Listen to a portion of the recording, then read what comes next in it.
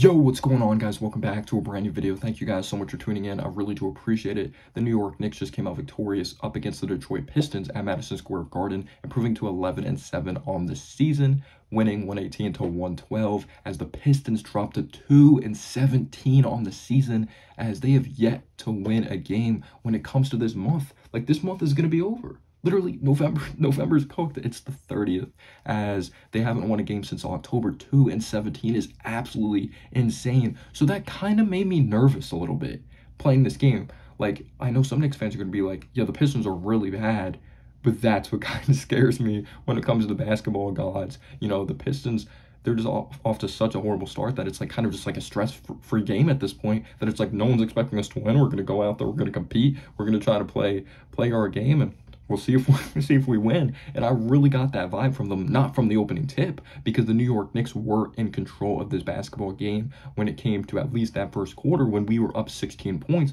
but we just had a horrible collapse in the second quarter that there's tons of things that we have to clean up in this game. This was a tied game when it came to half. The Pistons were up 2 entering that fourth quarter. The New York Knicks face some adversity in this game, so the Pistons have talent, but they don't have the right veterans, they don't have the right roster construction, floor spacing, but it seemed like all those problems went to sleep for the Pistons. Don't get me wrong, the defense wasn't good, but you had Killian Hayes looking like that 7th overall pick. He was looking like, if you did a redraft, that you take him top 3. He was looking like that D'Angelo Russell, Ohio State type of player, operating from the mid-range, from the outside, being slithery, playmaking. It seemed like he was efficient. That was one of his most efficient games as a pro. He's not known as this efficient basketball player. He gets a lot of hate. I covered him coming out of France. I liked him coming out of France, but he struggled. Cade Cunningham was efficient. I felt like he was kind of less efficient in that fourth quarter, but a shot that usually looks flat was going in tonight. He hit some big-time threes, back-to-back threes to tie this game entering halftime. I just felt there's such a level of comfortability, and you saw the lack of size. Cade Cunningham rising above a Grimes, knocking down a mid-range, which Grimes struggled tonight. I didn't think he played that well defensively, and when he's not getting it done defensively, and he got opportunities offensively and didn't thrive, like that really hurts. That really hurts Quentin Grimes' game. I did not think he impacted the game at a very high level. I like Grimes, seems like a good dude, but I thought he had a different level of aggression that he hasn't shown this season. He got opportunities in the offense tonight, so I do not want to hear that. But you had Marcus Sasser, who was unbelievable as well for the Pistons. Don't get me wrong, we're going to be getting into the Knicks, but the Knicks didn't play that great tonight, so the Pistons definitely do deserve some credit. Marcus Sasser, he has shown his capability shooting the 3-ball coming out of Houston. He had 26 points versus the Milwaukee Bucks this season. He could shoot the heck out of the basketball. We let him get into rhythm, which kind of had this comeback. Brunson, who's unbelievable tonight, don't get me wrong, we're going to be getting into him. He gave him some airspace. I'm like, did we read the scouting report on this kid? It just felt like we weren't physical enough inside. They were knocking down their threes. The Pistons, they really came back in this game. But the first quarter, I'm like, this is amazing. I love the way that we played in that first quarter. I'm not going to say it was amazing. Jalen Brunson was amazing. Mitchell Robinson, just his ability to anticipate what the offensive player is going to do, getting the deflection, resulting in a turnover, like on Isaiah Stewart, this one play, which I absolutely loved, which led to a bucket in transition. So I thought Mitch did a really good job. But there was just some inconsistencies with the interior defense when Hartenstein was out there, but Mitch went on to rebound the ball very well. He had 10 rebounds, he had 6 offensive rebounds, no surprise there whatsoever. But Jalen Brunson, what a freaking start this dude got off to in this game. And literally, if you watch this game, there were some offensive possessions that were just like left out there on the floor to get Brunson involved. I'm like, Brunson could have literally 60 in this game, or like 50 in this game if you literally watch his basketball game. But Brunson missed the first shot that I thought he kind of pressed on, then he got to the free throw line, then he was operating from the mid-range. He hit the sidestep 3 over, I believe it was Isaiah Stewart on the right wing. This dude just showed his overall bag. That's what I was saying. With the improved three-point shooting, with the volume increased, with, like, I'm like, he's going to get that finishing going again. That mid-range is going to be getting going again. And when it does, this dude's going to be one of the best players in the game. And he's fucking looking like that. 42 points, but not just that. 8 assists. Made a key play in the fourth quarter. RJ as well to make a key kick out to Dante DiVincenzo for 3. Brunson kick out to Dante DiVincenzo for 3. Timely buckets for the New York Knicks. You just got to shout out Dante.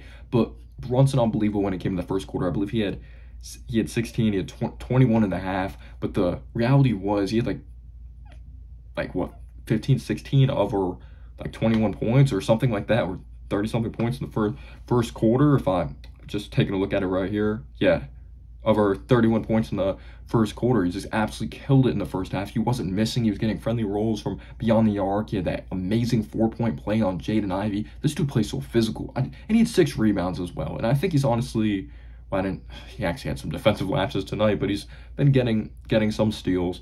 But Brunson's obviously one of the top reasons we won this game, from setting the tone. But Dante DiVincenzo was big time. Josh Hart was amazing. Like, key 3 as well in the second half. Marvin Bagley gave up the baseline. Josh Hart had a very nice drive, like in that fourth quarter, because we're down 2 entering that fourth quarter. But yeah, Sasser's killed. Like, this dude really got cooking. You got to give credit to this kid. But the Pistons, I thought they left some things on the table. Like, they had opportunities to make this an even closer game in the fourth quarter, because the Knicks just absolutely took over with Dante splashing the threes back-to-back, because we had that 5-0 run of Dante knocking down the 3, where I believe he knocked out 2 straight, and then Josh Hart driving to the basket. I'm like, all right, we're cooking now. Put Brunson back in this game. We're good, because the defense started to play better for sure in that fourth quarter. Cade Cunningham started to cool off. Killian was still getting some buckets, but Sasser cooled off, so we did a really good job holding those guys in check. Bagley as well. Durant didn't score a ton, but he had a very nice move on Mitchell Robinson. But just what a fascinating game this was. It definitely was not pretty at all. I'm glad we didn't waste a Brunson masterclass. Randall produced with 28 points, and he had that one funny play that I guess he didn't recognize that the ball was off the Knicks, and he just like let it go out of bounds. And I was like, don't tell me this is gonna this is gonna hurt us. But yeah, I want to touch on Randall. I actually thought he played pretty well in the first quarter. When it came to like a aggression standpoint, drive to the basket, outside of the 3 ball, I should say, because he airballed like 3 threes in this game that were just very, very humiliating. But he was a bulldozer. He was working downhill. One play just absolutely abused. I think it was Marvin Bagley. It's gonna piss me off if I'm wrong. Damn, who the hell did I believe it was Marvin Bagley? Just went right at Marvin Bagley, like he embarrassed him. Or no, it might have been Kevin Knox. I think it might have been Kevin Knox, because it was just like back-to-back possessions, just bad luck for Knox. But when Knox had that and one, when it came to the second half in that third quarter, to give the momentum, that lead entering the fourth, I was like, no freaking way. Like, the Knicks, like, the basketball gods aren't on their sides. There were some 50-50 balls, and I'm like, we usually get that ball, ended up in Marvin Bagley's hands, threw it down. There was just some of those plays in this game. But Randall really struggled from 3. I thought he was kind of standing around on defense in that third quarter. RJ just allowing Killian Hayes to probe on this one play, knockdown in mid-range. I thought the defense was not that good at all in the third quarter. The Knicks definitely need to clean that up really big time, and RJ needs to play better. It's just, like, I have RJ's jersey. Whoever's a Knick, I'm rooting for. I never root for anyone to fail. If I have a take that I don't think a player fits the team, I hope that take is always wrong, because I want what's best for the team. I want to be proven wrong because I'm a Knicks fan. But RJ did not play that well tonight. He had that very nice move off of like Hartenstein tapping it out. RJ spin move, timely bucket around the basket. Very nice finish around Asar Thompson. He hit a timely 3 too. That I'm like, damn, he's not even that efficient as a 3-point shooter. They're fucking making everything in this game. But RJ 1 for 6 from 3, forced some things at the basket. I thought he got involved, but just at the end of the day, I just didn't think his shot diet was that good. He had 1 off-balance 3, like his first shot of the game, but just a very frustrating game. He had a very slithery move on Cade Cunningham, but ups and downs for RJ for sure. Good defensive possessions and then very bad defensive possessions. If you're not producing when it comes to the assist category, you need to grab rebounds again. It's a huge emphasis. Effort. I know Mitchell Robinson's an insane rebounder. We have Randall on this team that can rebound, but 1 rebound, like he had 1 or 2 rebounds, he's a better rebounder than this. What is he, a 5-6 rebound per game guy? He's really struggled rebounding the basketball this year. I want to see that other level of aggression from RJ Barrett, but he struggled. He knocked down a mid-range as well that made us feel good when he came to the first half, but damn, just the start this dude got off to. I'm not trying to panic, but literally this game could have been different if RJ got it going, because yes, Randall had some out of control moments, but you would have Randall with like 28, Brunson who erupted for 42 points, just unbelievable, had an answer for everything. It didn't matter, like when the Pistons were fighting, Brunson just answer, did not matter. This dude is an absolute stud. But the key is it came down to Mitchell Robinson knocked down some huge free throws. Josh Hart, Marvin Bagley gave up the baseline. Josh Hart, huge drive to the basket. Dante's threes. They weren't able to overcome that run. The Detroit Pistons were not able to overcome that run because they're like, damn, like Quickly's not getting it going, but Hart is, and Hart hit a 3 as well in the corner. And like, this is what Brunson on the bench, we might be fucking cooked. Like, the Knicks are building momentum, and if Brunson comes in, this game's just over.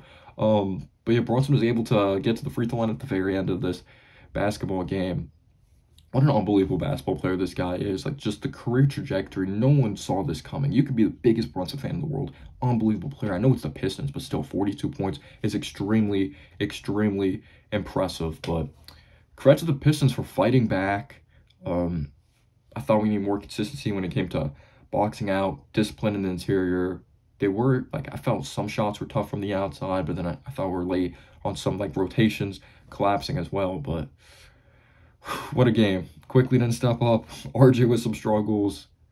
Randall, he made key plays at the end of the game, though. I should talk about that. I almost forgot that at the top of my head because Brunson 42-point and like Josh Hart and Dante DiVincenzo overshadowed probably Randall kind of put the game away, actually, or he did. He put his body to Ivy, and he also had this follow-away jumper from the baseline. But again, the Pistons did not go away. When we had that 8-point lead in the fourth quarter, I believe, it's Ivy knocking out a three, killing A's, Cade Cunningham working down the lane. So credit to the Pistons for fighting their ass off. I know this game's all over the place, but do you want a quality video? We played the fucking Pistons. Like 2-17 team, 2-17 team. Like, that's horrible. That's really bad. I'm just trolling, but I'm crazy tonight. I don't know what I'm on. I also want to touch base on, I'm not sure if I touched base on it, but obviously editing this video, we'll see if I did, and it will obviously determine if this clip is in the video. But Mitchell Robinson had a timely offensive tip in as well. I think we should give credit to Mitchell Robinson for when Brunson checked in the game and he looked to put up that flip shot. And the Pistons as well, like, they had opportunities. I'm like, they were aggressive in that comeback.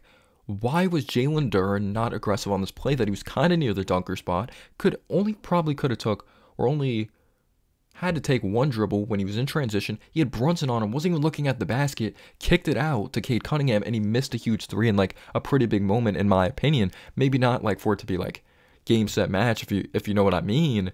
But from a momentum standpoint, I thought that really hurt the Pistons, and Monty Williams probably got on him like, you got to freaking attack Jalen Brunson there. Like, with all due respect, you're much taller and Brunson's 6'1". Yeah, I just want to touch base on that. Let me know down below your thoughts. New York Knicks win, improved to 11-7 on the season. It's a back-to-back. We play the Raptors tomorrow. We could not play like we fucking did tonight against the Raptors because they're a more competent team than the Pistons, even if they're not some contender. Let me know down below your thoughts. Peace out, y'all.